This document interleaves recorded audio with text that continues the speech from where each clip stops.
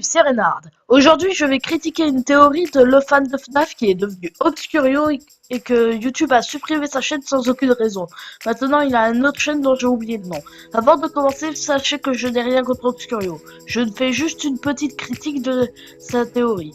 C'est parti, maintenant, commençons. Eh bien, salut tout le monde, ici le fan de FNAF, j'espère que vous allez bien.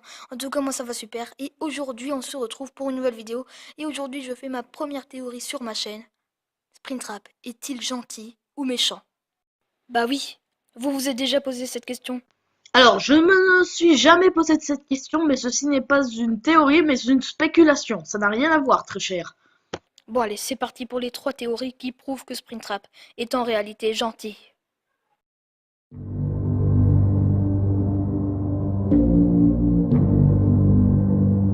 Vous avez sûrement déjà entendu ce bruit en jouant à FNAF 3. J'ai joué à FNAF 3 et je n'ai pas du tout entendu ce bruit. Désolé. C'est juste les bruits de pas de Springtrap. Mais c'est impossible que c'est que des bruits de pas de Springtrap. On entend bien une voix, non?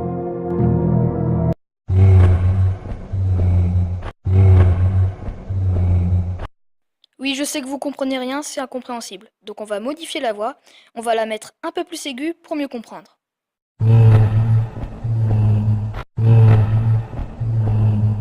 Je vais mettre la voix encore plus aiguë pour que vous compreniez ce qu'il dit.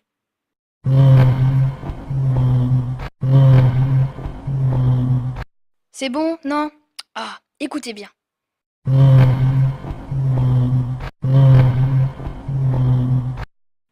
Oui, il a bien dit help me. Bon, pour ceux qui ne comprennent pas l'anglais, help me veut dire aide-moi.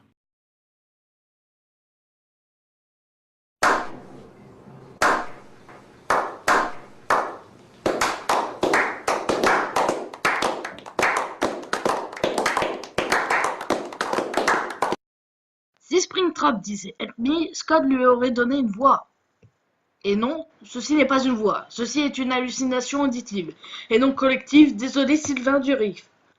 Mais si vous pensez que c'est un montage, si vous me croyez pas, allez-y, faites-le par vous-même, je vous en prie. Mais alors, qu'est-ce que cela veut dire? Ça veut dire que Springtrap a le même but que les fantômes, nous faire fuir du lieu? Précisez nulle part que les fantômes veulent nous faire fuir, c'est juste une théorie que les fans ont créée. Mais bon, hein, je comprends que vous pensez tous que Springtrap est méchant, hein, rien que voir sa gueule. Coucou. Tu veux voir ma bite? Bon, je pense que vous savez que Springtrap est gentil, encore une fois.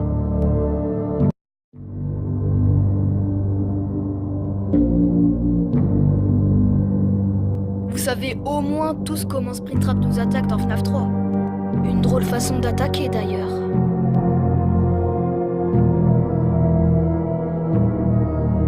Pourquoi est-ce qu'il nous mord pas, comme quasiment tous les animatroniques le font? Je dis quasiment parce que Pupette ne nous mord pas.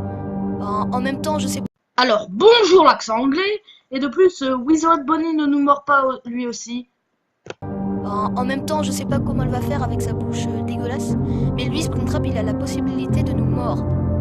Alors pourquoi est-ce qu'il le fait pas? On peut très bien le voir qu'il nous mord pas. Si vous voulez savoir mon avis, je m'appuie plus sur la théorie qui voudrait que Springtrap voudrait nous faire fuir, comme les fantômes.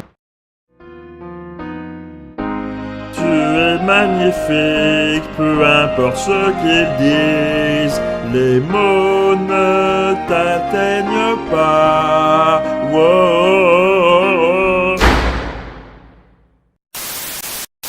Tout simplement parce que dans la bouche de Springtrap, il n'y a pas assez de place pour nous mordre. Voilà. On continue le massacre? Ok. On passe à la 3e théorie.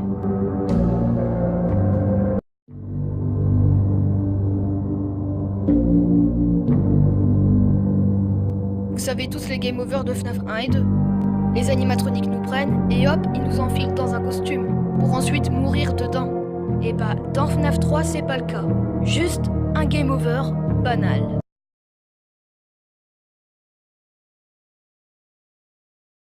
Dans Fazbear Fright, il n'y a plus de costume de Freddy normal. Donc c'est normal qu'il ne peut plus nous mettre dans un costume de Freddy.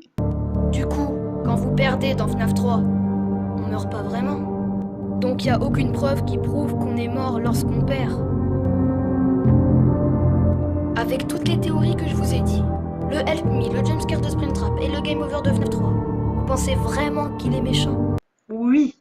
Bon, bah, c'est la fin de cette vidéo. Je vous dis donc au revoir et à la prochaine. Bye.